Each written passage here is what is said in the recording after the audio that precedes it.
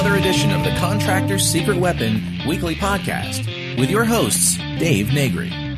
This program is dedicated to helping contractors, remodelers, painters, roofers, roof cleaners, and business owners in the construction industry gain an unfair advantage over the competition. This program supplies you with information that the competition doesn't even know exists. This session brought to you by ContractorsSecretWeapon.com.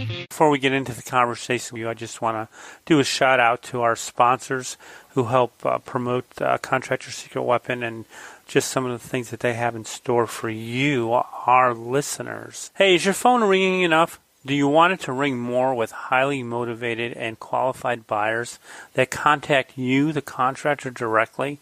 No more waiting for the phone to ring. Just answer that phone. Best Home Services leads are dedicated to making your phone ring with motivated buyers that call you directly. There's no obligation to talk with them. Just go to ContractorsSecretWeapon.com/money. Fill out the form to secure your discount on the setup fee. Do it today. This special will not last forever. Check them out at ContractorsSecretWeapon.com/money. Running a small business is no easy task, and I should know because I had a service company for almost 10 years. I am the founder of a software called Radius Bomb, and it's unbelievable. And for all the listeners of Contractor's Secret Weapon, we have a special offer for you to check out. If you want to send hyper-targeted, laser-focused, super personalized postcards to your exact prospects using a map while sitting in your underwear, then go to ContractorsSecretWeapon.com/Radius Bomb, and we'll give you your first 100 postcards for free. Just go to ContractorsSecretWeapon.com/Radius Bomb. Hey, welcome to another episode of Contractor's Secret Weapon Podcast. Hey, this is Dave Negri, your host, and I've just been having some fun today, doing a couple of episodes and just thinking about business and how it's been going and some of the nice things about having my own contracting business and doing this podcast, that I can relate a lot of stories and bring them into the podcast so that I can think like you do or see how you do, and maybe some of these things will help you.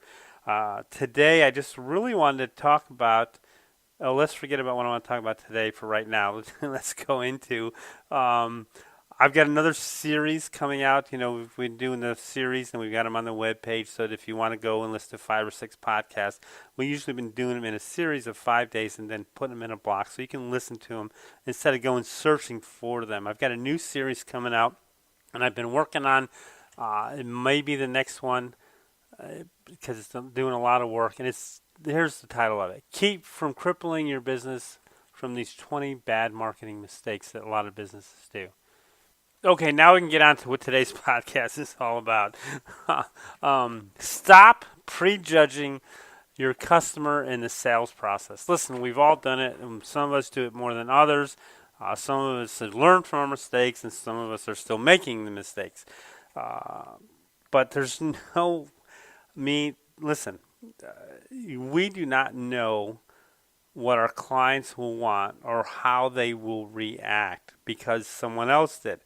So don't put up that roadblock to your success just because you think you can predict the client's reaction with 100% accuracy.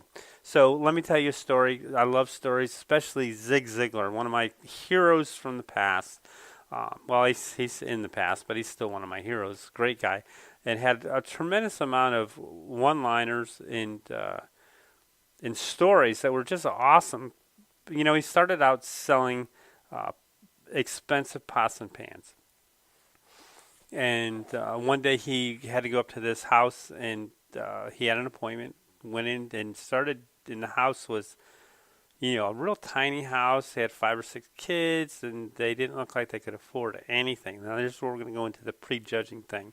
So Zig starts going through his presentation, and he talks himself out of the sale himself. Forget about the customer. He talked himself out. And all he's doing is his presentation. He's going, these people will never be able to afford this pots and pans, these stainless steel cookware, And so he just, in the middle of the presentation, he packs up and he walks out the door.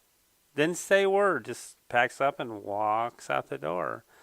And the guy runs after him, and he goes, "Where are you going with my set of cookware?" Talk about prejudging. So from that day on, he never prejudged anyone on what their ability to purchase, their ability to figure out what they wanted. He would just present the facts, give it to them, and let them make their own decisions. And I think that's what we need to do a lot of times. We think, they would go to a house and they want to do X amount of things. It could be repairs, remodels, and you're looking at a bill that could be $15,000, $20,000, $30,000, and you're going, "There's no way these guys can afford this."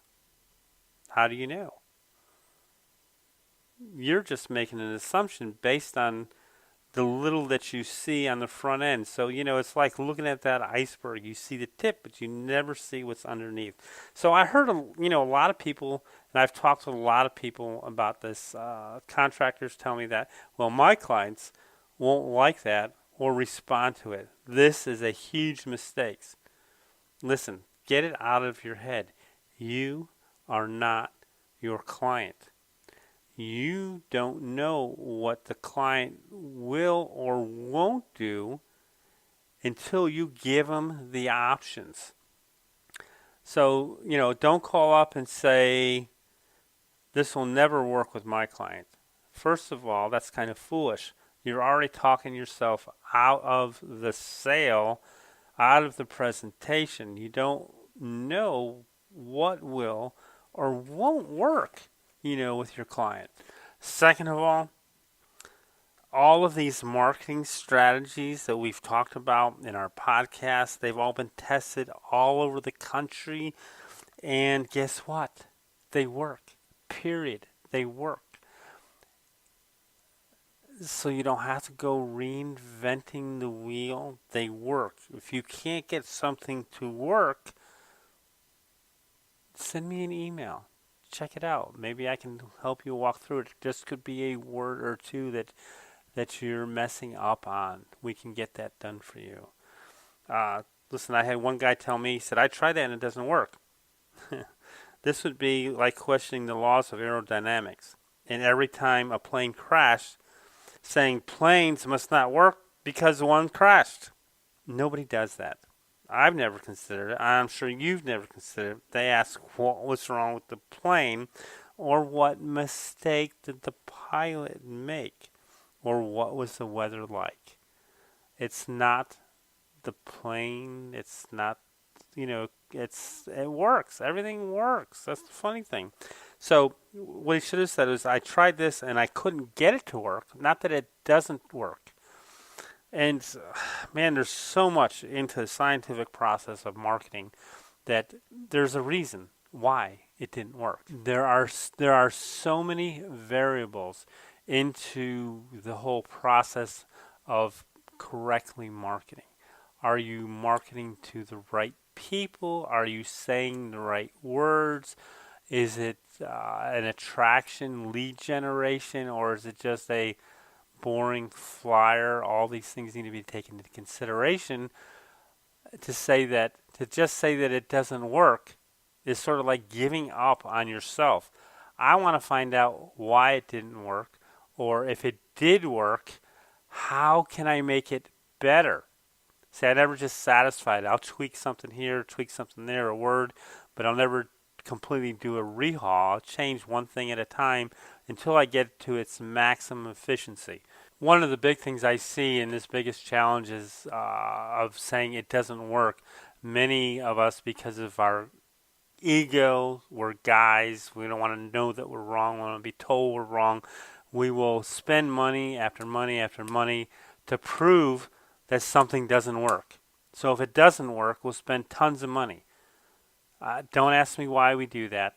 I don't do that anymore. Let's put it that way. I probably did it because I was stubborn and foolish at one time, but now everything's down to I track it, I do it, I find out what works. If it doesn't work in a specific amount of time, then I will change it up and make it so that it does work. Listen, nothing is foolproof, or nothing is right on all the time. We have to be willing to spend the time to see how it works, to make it work, and I like to do test and measure to see what works, what doesn't work. But the biggest problem is the example of we're just closed-minded, especially when it comes to charging higher prices. I hear it all the time that people will not pay for higher prices in this area. And I don't understand that. The fact is, many times you would not pay the prices that you charge. So remember, it's like going back to the series on target marketing. I think it was the last one where it talks about how can you sell your customer if you don't know how your customer buys. Basically, we all sell according to the way we buy. So if we're cheap, we will try to sell cheap. If we always look for discounts in the way we purchase, we will always give discounts because we think that everyone purchases like we do. Let's go back to the beginning. You are not your customer. So don't prejudge your customer. Stop selling your customer like you're trying to sell yourself. Okay, so let's take a look like this. I had a member in one of our coaching programs, and for argument's sake, I'm just going to call him Bob. Bob insisted to me that he couldn't charge higher prices than his current rate because homeowners in cities would not pay higher prices than that. Imagine that.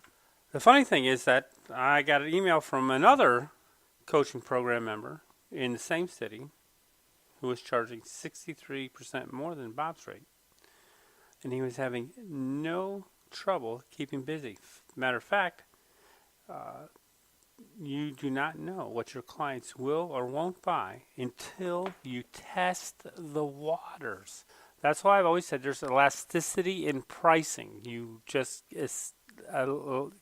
keep stretching and stretching until you get some resistance. But if you go into it knowing that there's going to be resistance or feeling there's going to be resistance, or you won't do it because you feel there might be resistance, then you lose every single time. And really the best time to really start raising your rates and check that elasticity is when you're super busy, because it really doesn't matter whether you get to work or not. So that's an interesting thought process to go from the very beginning. So listen, if you're trying out a new service, trying to put together some new package to test in response to what you might get from your clients or your prospects, maybe some annual, let's say grout sealing, or maybe some maintenance for painting, or some other things around the house that you think that might be in high demand for your clients. Before you invest in any new equipment, send out a postcard, send out a letter, give them a call, talk to them individually to see if there is a need for the services that you're contemplating or a new product you're contemplating. And if you got a huge list, man, that's really easy. You'll really be surprised on how happy clients, happy customers will give you feedback and answers when you ask them.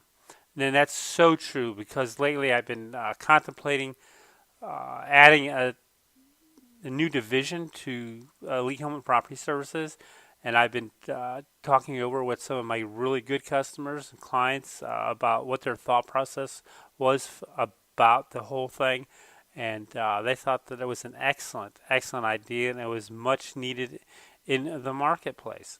So, it's tried, it's and true. Just test it to see how it works, but just stop prejudging your customer as to how you think they will buy, whether they will buy it all or not. Just go back to thinking about Zig Ziglar and how he never walked out of it, never prejudged another sales customer again based on that one fact that he packed everything up because he felt in his heart they couldn't afford it.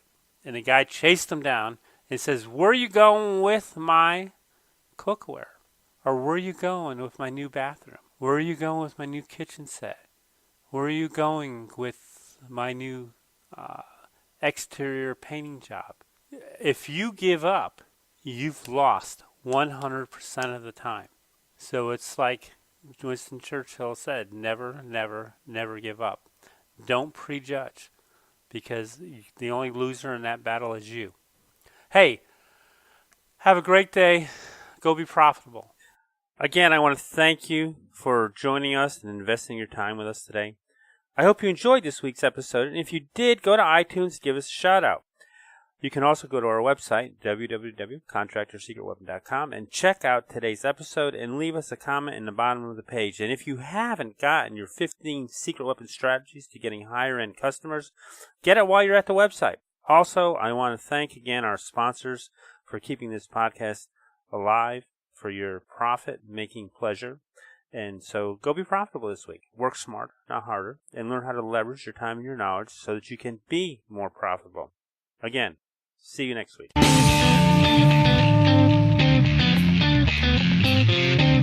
Thanks for joining us for another weekly episode of the Contractor's Secret Weapon Podcast with Dave Negri. We would love to hear your comments about this episode, so visit us online at www.contractorsecretweapon.com and let us hear your thoughts. If you were listening via iTunes, please leave us a positive review. The more positive reviews we receive, the more other contractors will benefit from this show.